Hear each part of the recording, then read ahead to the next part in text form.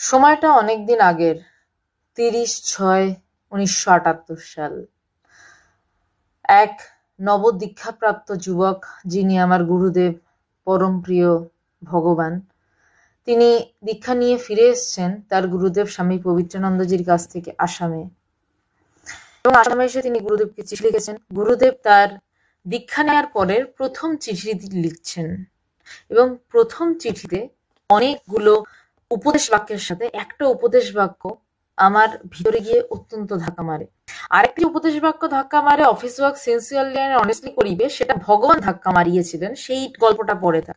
যেই উপদেশ বাক্যটা আমার নিজের ধাক্কা লেগেছিল সেটা হলো যে ভুলেও কাহারও অকল্যাণ চিন্তা পর্যন্ত করিবে না।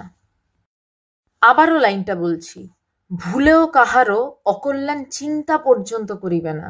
আমার পড়ে জাস্ট চমকে গেছিলাম। আমি ভাবলাম ইনি তো লিখতে পারতেন যে ভুলেও কাহারও অকল্যাণ চিন্তা করবে না, বা লিখতে পারতেন কারোর অকল্যাণ চিন্তা করবে না, কিন্তু কেন এত জোর দিলেন যে ভুলেও কাহারও অকল্যাণ চিন্তা পর্যন্ত করবে না?